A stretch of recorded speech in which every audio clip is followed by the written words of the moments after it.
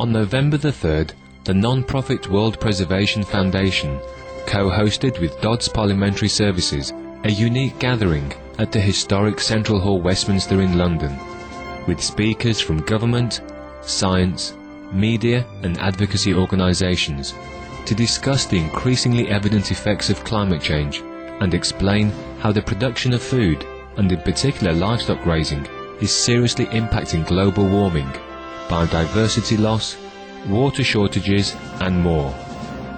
Leaders Preserving Our Future, Pace and Priorities on Climate Change was attended by experts and dignitaries such as the Duchess of Norfolk, High Commissioner for Antigua and Barbuda, Dr. Carl Roberts, Dr. Esther van der Voort, a representative from the United Nations Environment Programme, and the ambassadors of such countries as Russia, Bolivia, Nepal and others. The highlight of the afternoon was the presence of Supreme Master Ching Hai, who delivered a message via video on solving the large environmental crisis of concern in the meeting, as well as urging leaders and co-citizens alike to make courageous, earth-saving changes.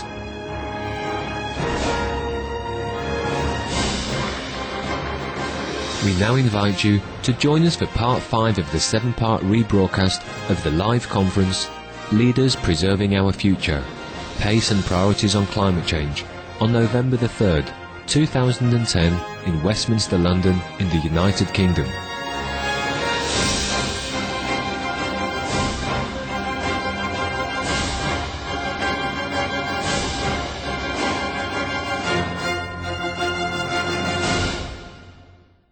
Is our food supply putting global health at risk?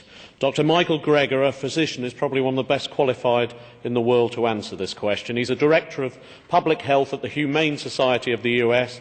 He was the author of Bird Flu, a virus of our own hatching, and is an internationally known lecturer.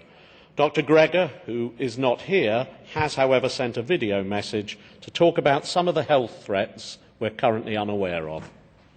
Greetings to everyone at the World Preservation Foundation. Thank you so much for having me, and I apologize for not being able to be there in person. According to the Director General of the World Health Organization, the 3 greatest threats facing humanity are the global food crisis, climate change, and pandemic influenza. Why is there so much concern about the so-called swine flu? Because apparently the last time an entirely new flu virus jumped species and triggered a pandemic, it went on to become the deadliest plague in human history, the influenza pandemic of 1918. Now, most flu strains tend to spare young, healthy adults, but the 1918 virus killed people in the prime of life. In 1918, more than a quarter of all people fell ill. In 1918, between 50 to 100 million people lost their lives. A similar pandemic today could kill many more. What started for millions around the globe as muscle aches and a fever ended days or even hours later with many people bleeding from their eyes, nose, mouth, ears. Homeless orphans, their parents dead, wandered the empty streets. Well, the conventional wisdom is that the 1918 pandemic was triggered when an H1N1 bird virus in its entirety, all 8 gene segments, jumped into human beings. We then apparently passed it along to pigs, sickening millions of them as well. After the pandemic, after our human immune systems became used to the new virus, it turned into the regular seasonal flu, and in pigs it turned into what's called classical swine flu. Before 1918, there were no reports of pigs getting the flu at all. People got the regular flu every year, and pigs got swine flu, same with the 30s and same with the 40s. But swine flu was stable throughout. But by 1999, everything changed. A never-before-described triple-species reassortment flu virus arose. The classical swine flu virus, after being stable for 80 years straight, picked up 3 gene segments from a circulating human flu virus and then 2 gene segments from a bird flu virus to create the first triple animal reassortment flu virus ever described. Our first hybrid, a human pig viral mutant, was discovered on an industrial pig production operation in Newton Grove, North Carolina. The virus mutated further and then spread within months throughout the United States. We then exported it to Asia, and then the favor was apparently returned. After reshuffling with the classic swine flu virus, our made in the USA triple reassortment virus picked up 2 gene segments from a Eurasian swine flu strain to create the flu pandemic of 2009. The main ancestor of the pandemic flu virus, shown in orange, is the triple hybrid mutant that emerged and spread throughout so-called factory farms. So after 8 decades of stability, what happened in the 1990s that led to these unprecedented changes in swine flu? Now, in poultry, outbreaks of highly pathogenic, highly disease-causing avian influenza in the first few years of this century has already exceeded the total number of outbreaks recorded for the entire previous century. As one leading flu expert told Science, we've gone from a few snowflakes to an avalanche. What's been happening in recent years to trigger this kind of evolution and fast forward for both the swine and chicken flu viruses? Well, one can ask the world's leading expert, Dr. Robert Webster. He says now we have millions of chickens in chicken factories next to pig factories. And this virus has the opportunity to get into one of these chicken factories and make billions and billions of mutations continuously. And so what we've changed is the way we raise animals. 6 years ago, the world's 3 leading authorities got together for a joint consultation. The World Health Organization, the Food and Agriculture Organization of the United Nations, and the World Organization for Animal Health, the world's leading veterinary authority. Their job was to uncover the key underlying causes of these emerging animal to human diseases.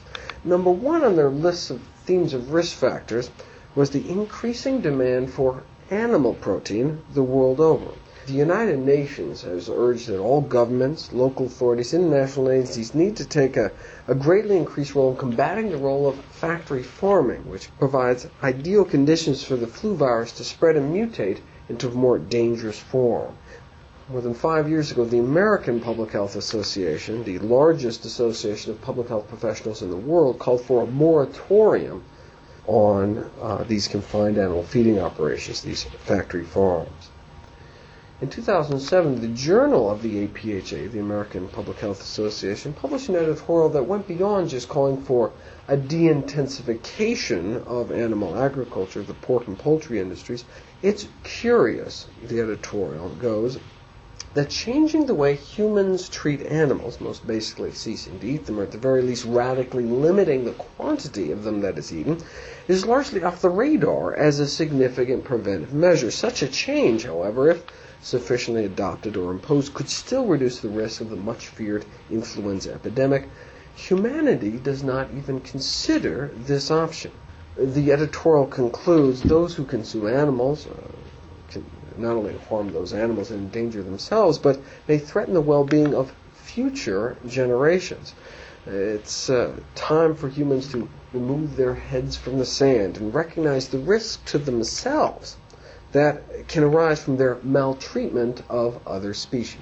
Now, how we treat animals can have these global public health implications.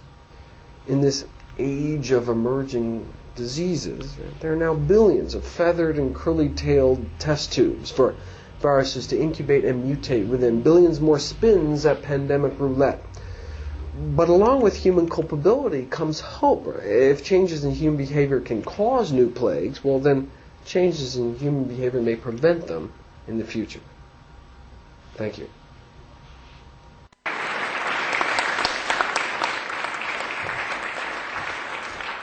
The shift to a more plant-based diet, aside from being an environmental and government issue, is also a personal one. Increased public awareness and engagement facilitated by government and industry, together with initiatives such as Meat-Free Mondays, have shown that perceptions can change and win wide public participation. In the light of this, we are delighted to invite a guest speaker who has advocated the need for and the advantages of a plant-based diet for personal and planetary health for more than 2 decades. She is the inspiration behind the worldwide chain of vegan restaurants Loving Hut. In recent years, she has established an international television channel raising awareness about the urgent need to address climate change and promoting dietary change as an effective means to halt it. She is the recipient of many awards, including the 2006 Gussie Peace Prize, awarded for outstanding public service to mankind, and the World Spiritual Leadership Award in 1994. And in September this year, she was awarded a US Presidential Award. We'll now show via video a message from Supreme Master Ching Hai.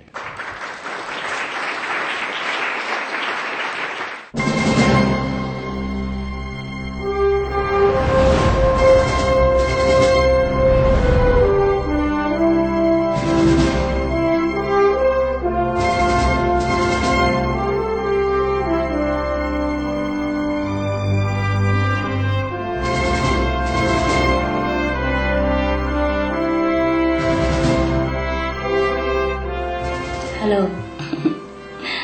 My highest salute and most respectful greeting to the divine within you. Your Excellencies, distinguished decision makers of the great United Kingdom, and welcome guests, courageous ladies and gentlemen.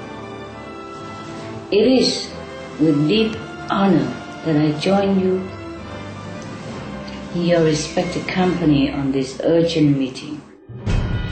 As you are well aware, there are multiple global dangers facing our lives on Earth.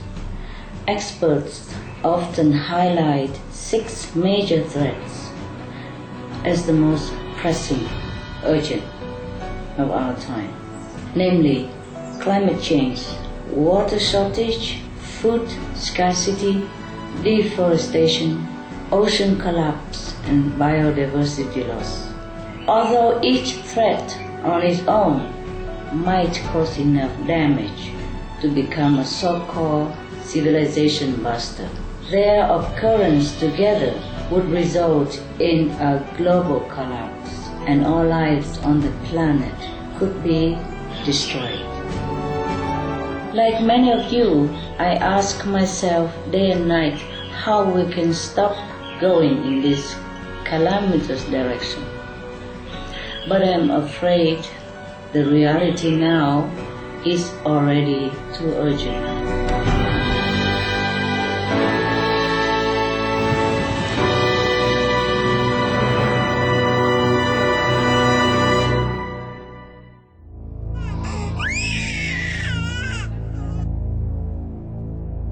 Scientists say that water security for about 80% of the world's people is threatened due to drying and polluted river systems, shrinking glaciers from South America to the Himalayas, and groundwater levels that fall lower and lower each year. In 2009, for the first time, the number of people suffering from hunger exceeded 1 billion. While disasters threaten the food security of many more. Each year, tropical forests the size of New York State are burned to the ground, releasing 17% of the world's total carbon dioxide emissions, more than all transportation combined. Over 70% of our fish species are fully depleted, and the rest could be gone within a few 10 years. A recent study by the United Nations found that plants and animals are now disappearing at up to 1,000 times the natural background rate of extinction, with vital life supporting ecosystems that could soon be irreversibly damaged. And you're right. Yeah, we have global warming.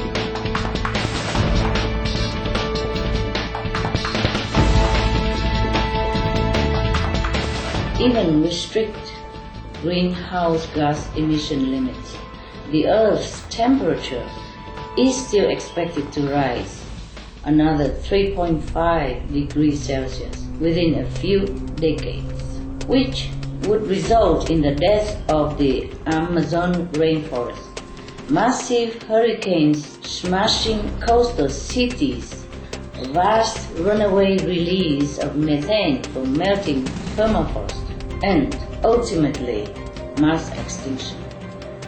Already we see that disasters have become more frequent, prolonged, and deadlier. Thus, if these 6 factors are not stopped fast, we risk losing everything. I mean everything. So please consider what is really at stake now. What is really our foremost urgent priority at the present time is not just political reputation or economy. It's the lives, real lives of all inhabitants on Earth. Humans, animals, plants, trees, etc. Now, despite the overwhelmingly frightening situation at hand, esteemed researchers have identified one key cause of all these troubles. And there's even a solution to solve them. The United Nations Food and Agriculture Organization, FAO, in 2006 stated that the livestock sector emerges as one of the top 2 or 3 most significant contributors to the most serious environmental problems at every scale from local to global, namely biodiversity loss, deforestation, land degradation, pollution, climate change, overfishing, and others. So it is not surprising that in June 2010, a report released by the United Nations Environment Programme and the European Commission concluded that a substantial reduction of environmental impacts would only be possible with a substantial worldwide change of diet, away from all animal products. Now let's check out one civilization buster at a time to see how each is driven by meat consumption. You may never look at a piece of meat in the same way again.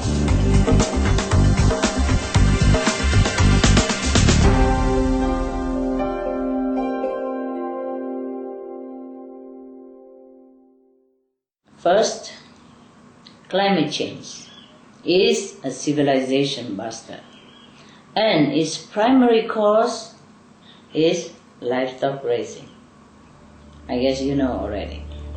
The UNFIO's 2006 report, Livestock Long Shadow, was followed by related research in 2009, which found that livestock and their byproducts account for at least 51% of human-caused greenhouse gas emissions. And I know that it is 80% or even more.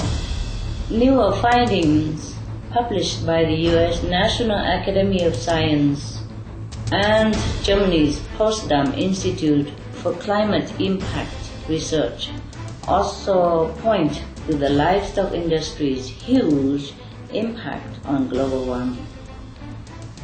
Furthermore, livestock production occupies a full 70% of all agricultural land and nearly 1/3 of all the planet's land surface. We have come to a point when climate scientists are now so extremely worried that they are even thinking of resorting to emergency ways to manipulate nature on a large scale through risky geoengineering. But if we simply return this land to nature again, like forest and grassland, then it would easily absorb a lot of emissions in the near future.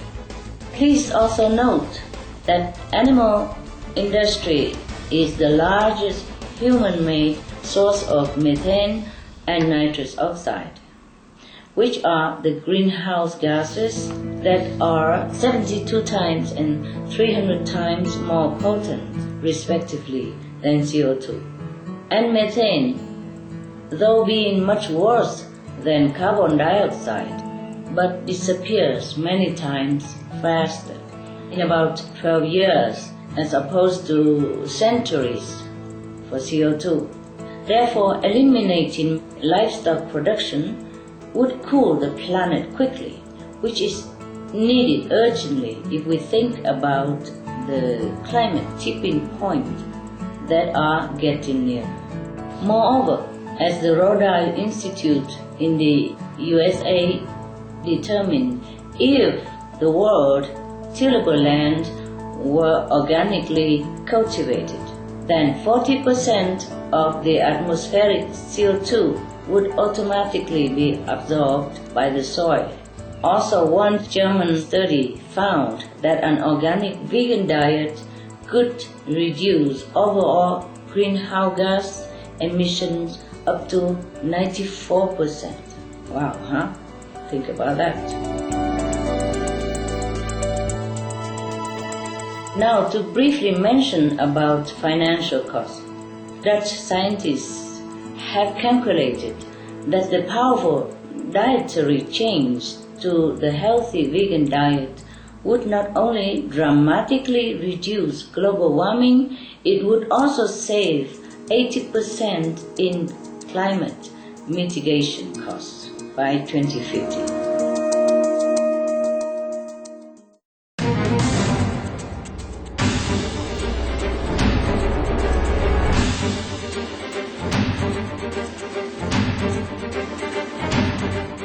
Second, water scarcity. Besides being a major water polluter, livestock consumes vast amounts of this precious resource, with as much as 200,000 liters required for each kilogram of beef, whereas only a tiny fraction of that, or 2,000 liters, is needed per kilogram of soya beans, for example. Put another way, eating 4 hamburgers costs a person the water equivalent of a year's daily showers. Wow, think of that again, huh? And while 1.1 billion people don't have access to safe water, including 6,000 children who die every day from drinking polluted water. And that is on our conscience. Some 1 trillion cubic meters of clean water is wasted on raising livestock. Are we really robbing our children of precious resources, such as water, for merely a poisonous, disease-laden, disease-causing, but easily replaced piece of meat? I'm sure you all agree, ladies and gentlemen. This is not acceptable.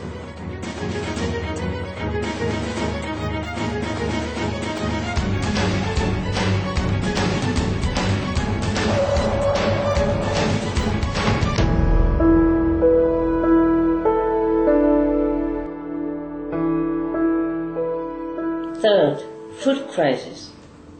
To meet the needs of a growing population, more and more scientists and other experts are affirming the logic and efficiency of reducing livestock so that food can be delivered to people directly.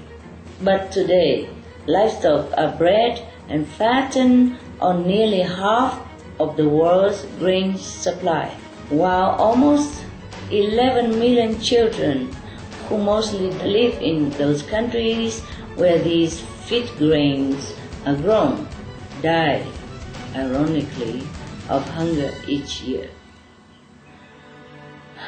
On the other hand, directly supplied grain could easily feed more than the entire world's population.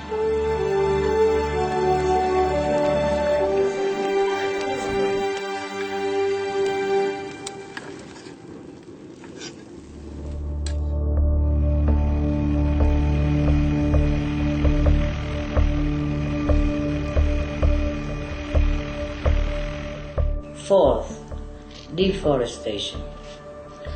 Lord Stern of Brentford, United Kingdom, lead author of the Stern Review on the Economics of Climate Change, proposed the avoidance of deforestation as the most economic method of managing greenhouse gas emissions.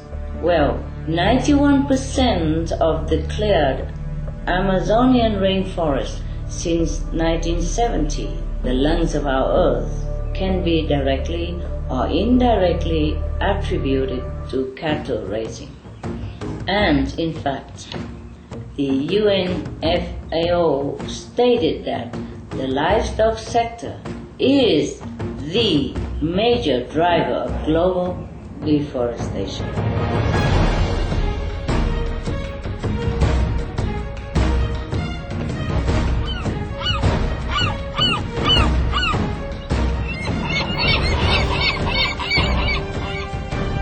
Fifth, world ocean collapse.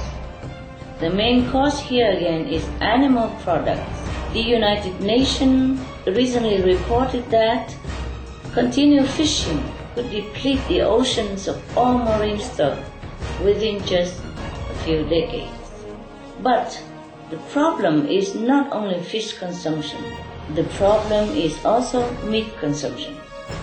Because as much as 50% of the fish killed each year, or tens of millions of tons of marine lives, are fed to livestock, not human.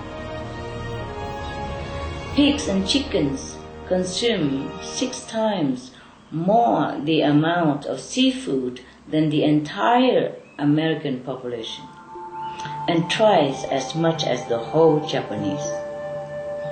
Think about that, huh?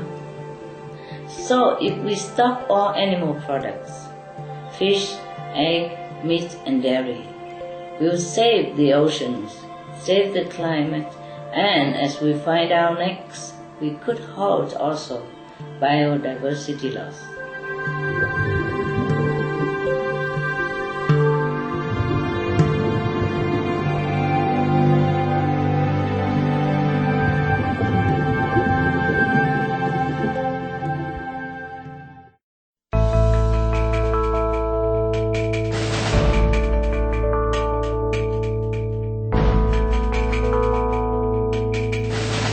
Sixth, of course, biodiversity loss.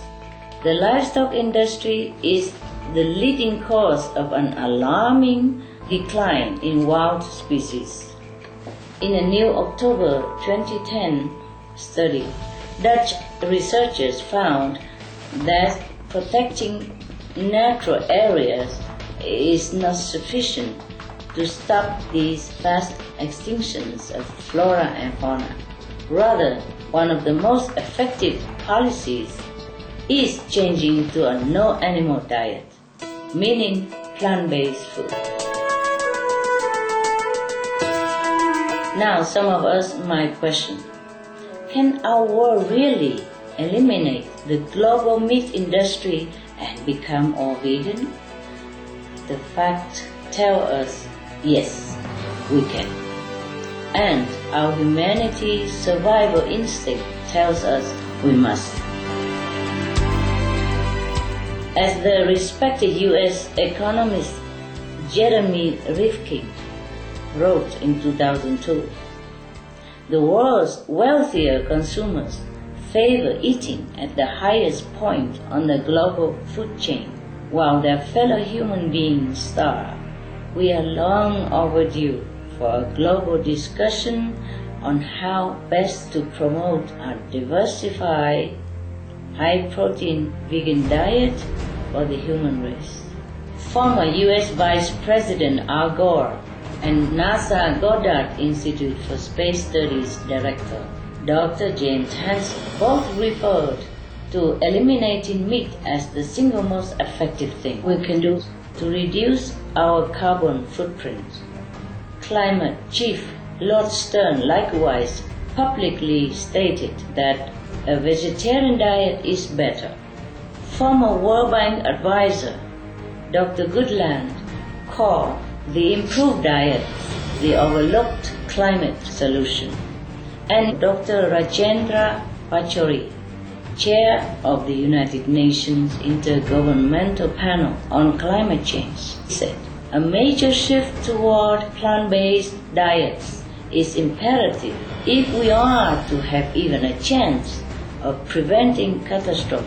In terms of immediacy of action, reducing meat consumption clearly is the most attractive opportunity. Truly, the new opportunities for the food industry, consumers, and governments are bright. There are many stories of success from people who joined the vegan food industry, as well as farmers who switch from livestock raising to organic vegan farming. Research also tells us that plant-based alternatives to animal products are not only healthy, they use less fossil fuel energy, create more sustainable jobs, and are growing in popularity because of their quality, which also includes good taste. We all love good taste, don't we? Analysts also say that meat and dairy prices are set to rise steeply due to high climate risks, peak oil, and extreme environmental costs, while the livestock industry, which is heavily dependent on subsidies to survive already, is becoming obsolete. And we know that animal industry workers even suffer also some of the worst physical, emotional, psychological, and mental conditions now.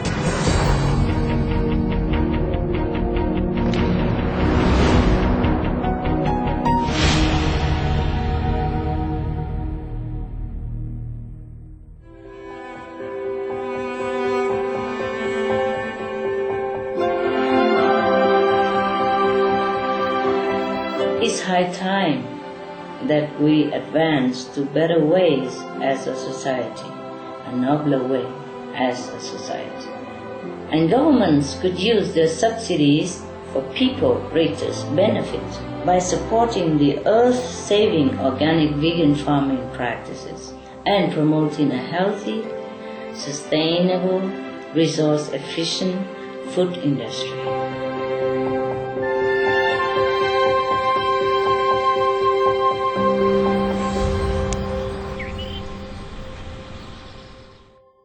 The way we are going with our consumption rate, the World Wildlife Fund researchers said that we would need a second planet.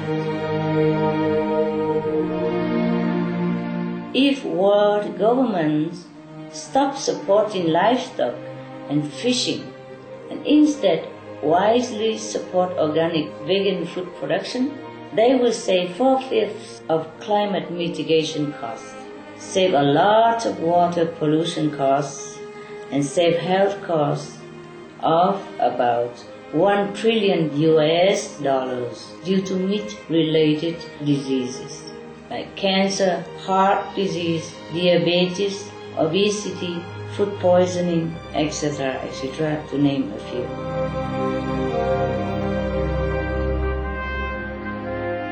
Now we can prevent more than 20 million meat-related deaths worldwide per year if we turn to the vegan diet. No more suffering for loved ones, no more early separation, no more anguish for ourselves and others.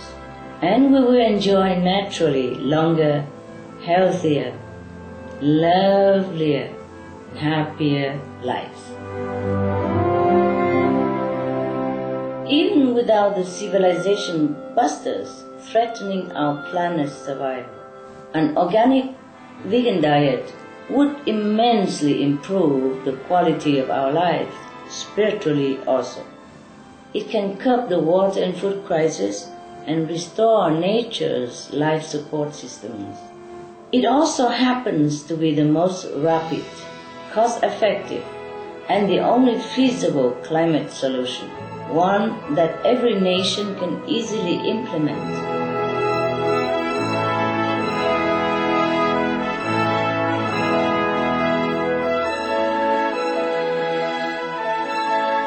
In sum, only with the organic vegan solution can we still save our planet.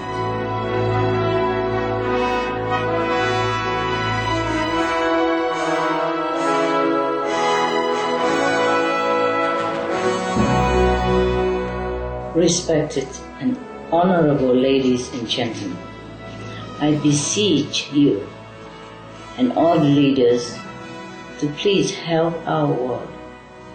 Please save our planet. I would like very much to not lose my hope and everyone else's hope, because humans are caring, are clever, are courageous, and are the children of God. I can only add my heartfelt prayers to yours, that together we will do everything possible and truly effective to save our planet for our children's sake.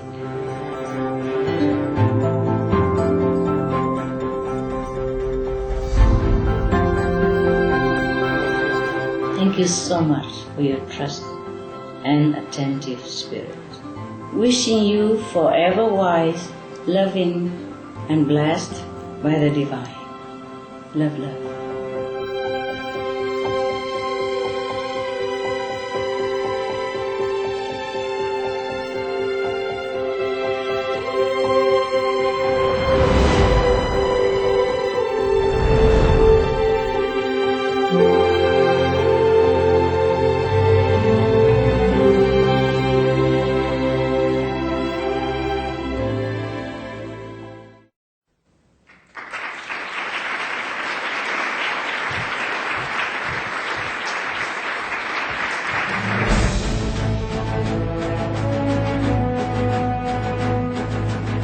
European Parliament supports reducing meat to lower greenhouse gases. Roll call vote. Vote is now open. Reduce your meat consumption or stop eating meat totally.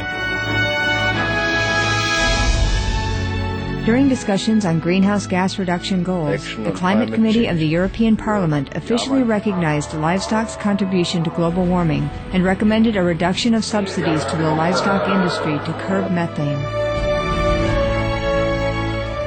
The European Parliament has adopted its own position on climate change as an institution. And as a Vice President, one of the proposals I have made is in line with your own, which is that we should eat far less meat, because that's one of the major sources of greenhouse gases. We know that the agriculture and the meat production is one of the main causes of gas emission, and so it's very clear that the ratio per habitant of meat has to decrease.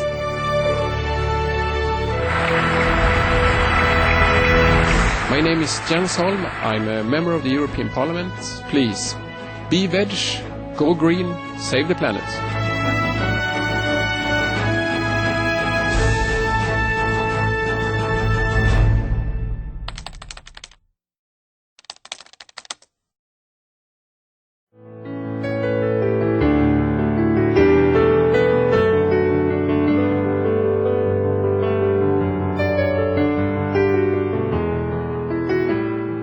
it was a beautiful message from Supreme Master Ching Hai, because what she did was she broke it down, all of the 6 major problems that our planet is facing, and how the number one cause of each of them is livestock production, or I choose to call it animal production. Animal production is clearly causing so many problems for the planet right now. Supreme Master put all of that together for people to understand and to see it as all part of the whole. And I thought that was tremendously important. And the videos were terrific. It brought together the science in a way that was very compelling.